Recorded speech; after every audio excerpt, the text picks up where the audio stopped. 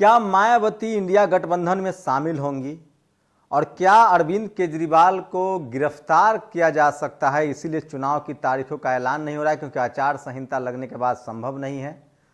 और क्या चुनाव की तारीखों के ऐलान के बाद बड़े बड़े खेल हो सकते हैं।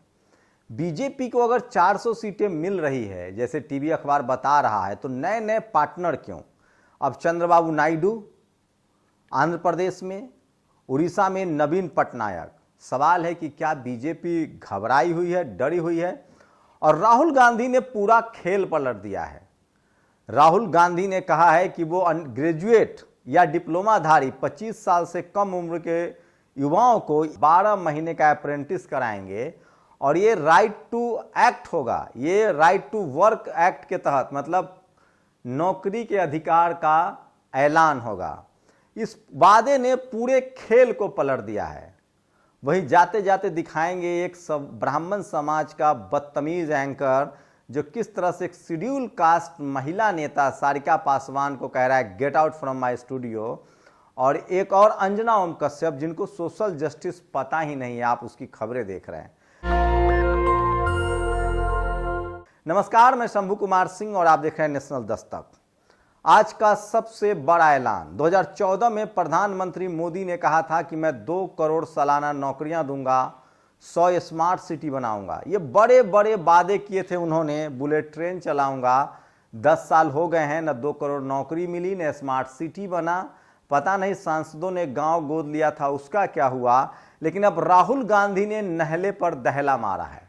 राहुल गांधी ने एक बड़ा ऐलान किया। उन्होंने कहा है कि मैं राइट टू एक्ट बनाऊंगा, एक कानून बनाऊंगा और भारत के जितने युवा जिन्होंने ग्रेजुएशन कर लिया है या कोई डिप्लोमाधारी हैं और अगर वो 25 साल से कम उम्र के हैं तो उनके लिए हम 1 लाख रुपए का अप्रेंटिस, मतलब आपको इंटर्नशिप करनी पड़ेगी। जैसे हम लोग मीडिया में नौकरी कर रहे हैं, अगर आप कोई मीडिया में आना चाहते हैं तो बहुत सारे लोगों को इंटर्नशिप करनी होती है।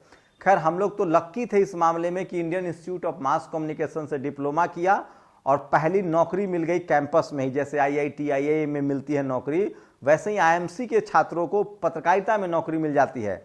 लेकिन सब इतने लक्की नहीं होते हैं, तो उनको इंटर्नशिप करनी पड़ती है मीडिया चैनलों में।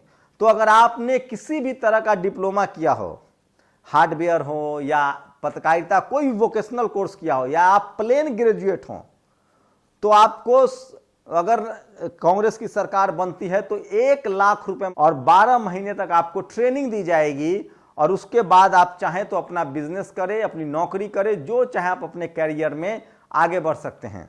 अग्निवीर को खत्म करने का ऐलान किया है। जाति जनगणना की बात कही है राहुल गांधी ने, और उसके बाद कहा है कि हम रिजर्वेशन का जो 50-49% का कैप है उसको भी हटाएंगे। तो ये बड़े बड़े वादे राहुल गांधी कर रहे हैं। लेकिन सवाल है कि उनके पास टीवी अखबार नहीं है, तो सोशल मीडिया पर एक खबरें हैं। चुनाव में सोचिए, ये लोकतंत्र की ताकत है।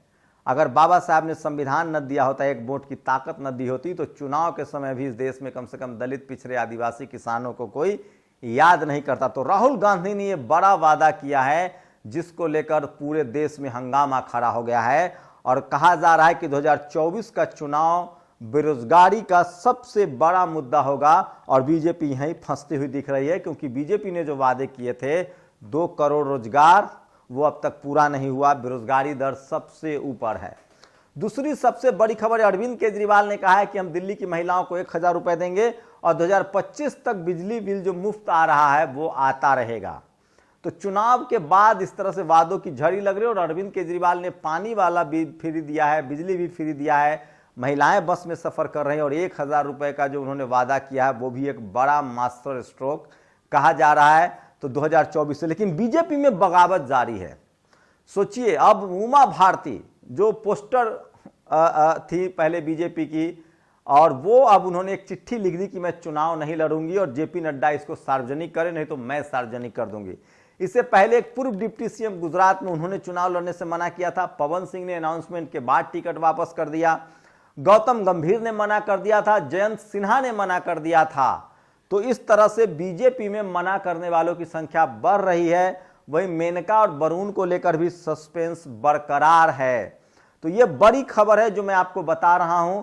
और सोचिए, यूपी में भी एक सांसद ने कहा था कि हम चुनाव नहीं लड़ेंगे, धनंजय सिंह का भी मामला तूल पकड़ता जा रहा है। तो ये भी बड़ी खबर है जो टीवी अखबार आपको नहीं दिखा रहा है। लेकिन सबसे बड़ी खबर है, सोचिए, वेद प्रकाश जो एक्टिविस्ट वेद चैनल चलाते उन्होंने एक ट्वीट किया है कि अगर बीएसपी सुप्रीमो मायावती, चिराग पासवान और मुकेश सहनी बिहार में और यूपी में गठबंधन हो जाता है, इंडिया गठबंधन में चले जाते हैं, तो बीजेपी का बिहार यूपी से सुपरा साफ, मतलब 100 सीटें तो गई।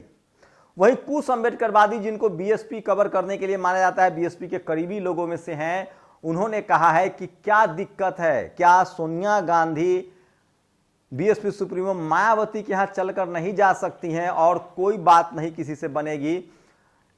अगर सोनिया गांधी चाहे तो बीएसपी सुप्रीमो आ सकती है इंडिया गठबंधन। इस तरह के ट्वीट हो रहे हैं। प्रतीक पटेल ने ट्वीट किया है कि बीएसपी सुप्रीमो मायावती इंडिया गठबंधन में आ सकती है। बस वक्त किया वेटिंग की जा रही है कि कब तक चुनाव आयोग घोषणा कर दे चुनाव का।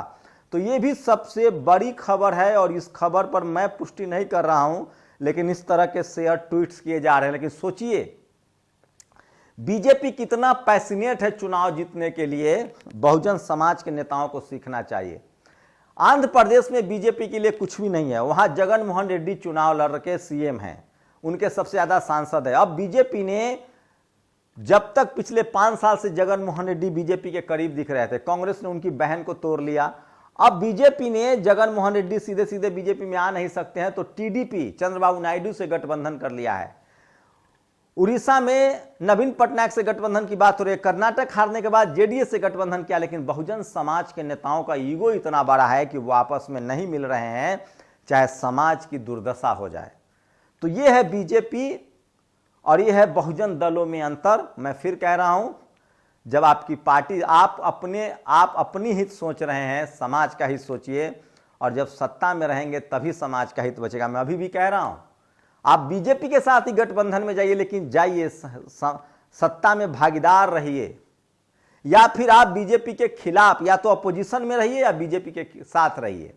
दोनों में से एक रास्ता चुनिए। आप बगैर चुनाव जीते, बगैर एमएलए एमपी के, बगैर सत्ता में हिस्सेदारी की आपकी पार्टी भी नहीं बचेगी। और सवाल है कि आपको तो इलेक्टोरल बॉन्ड से चंदा भी नहीं मिलता था, तो आप पार्टी चला कैसे पाएंगे।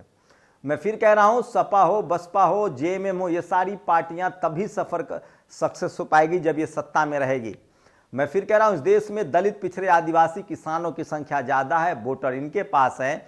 अगर इनके नेता डेडिकेशन दिखाते हैं, या तो सत्ता पक्ष के साथ रहें या विपक्ष के साथ रहें, किसी एक पाले में रहना पड़ेगा, तभी आपकी पार्टी बचेगी, नहीं तो आपका अपना समाज भी साथ छोड़ देगा।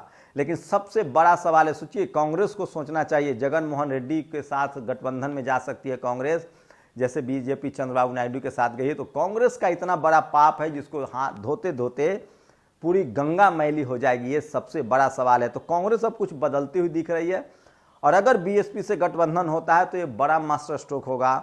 आंध्र प्रदेश में उसको जाना चाहिए, ये सबसे बड़ा सवाल है। तेलंगाना में उसको टीडीपी के साथ जाना चाहिए, केसीआर के साथ जाना चाहिए। तो कांग्रेस का भी ईगो जो है वो बहुत बड़ा है। तो बीजेपी के मुकाबले बाकी सब दल गठबंधन करने में कोताही बरतते हैं। वहीं बामन मेश्राम ने एक बार फिर से इंडिया गठबंधन का समर्थन किया है। प्रकाश अंबेडकर जो है वो इंडिया गठबंधन के साथ महाराष्ट्र में आते हुए दिख रहे हैं, इसका सीधे सीधे फायदा होगा। तो कांग्रेस को कोशिश करनी चाहिए कि तमाम वो दल जो अकेले लड़ने की बात कह रहे हैं उनको अपने साथ लाया जाए, और आखिर कांग्रेस को सेक्रीफाइस तो करना ही पड़ेगा। तो ये तमाम बड़ी खबरें थी जो सोशल मीडिया पर वायरल। जाते जाते ये देख लीजिए, अंजना ओम कश्यप है जिनको आप सुनते हैं, ये कह रही कि आदिवासी एंकर, राहुल गांधी ने दलित, पिछड़े, आदिवासियों की मीडिया में रिप्रेजेंटेशन की मांग उठाई थी। अब अंजना ओम कश्यप को इतना भी नहीं पता है तो बहुजन समाज क्यों इनका चैनल देखता है कि एंकर्स कोई आदिवासी नहीं है। मतलब कुछ समझ नहीं आ रहा कि क्या बोलना चाह रहे हैं। और ये दूसरा एंकर है जी न्यूज का, ये ब्राह्मण समाज से आता है। ये सीधे सीधे एक शेड्यूल कास्ट महिला नेता को कह रहा है, get out from my office studio.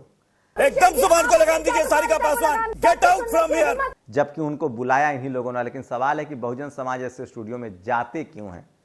आप लोग अपनी प्रतिक्रिया जरूर दीजिए, इन बड़ी खबरें पर आपकी क्या राय है। लेकिन राहुल गांधी ने 2024 के लिए बड़ा मास्टर स्ट्रोक चल दिया है। हर ग्रेजुएट को 1 लाख रुपए का अप्रेंटिस मिलेगा और प्लस हुनर डेवलप होगा। आगे आप चाहें तो अपने रास्ते तैयार कर सकते हैं। शुक्रिया। नेशनल दस्तक की आपसे गुजारिश है कि अगर इसको बचाना चाहते हैं तो नेशनल दस्तक को सब्सक्राइब करने के लिए रेड कलर के सब्सक्राइब बटन को दबाएं, फिर बेल आइकन की घंटी दबाएं। नेशनल दस्तक को बचाने के लिए बहुत जरूरी है कि हर खबर को शेयर करें, लाइक करें, कमेंट जरूर करें।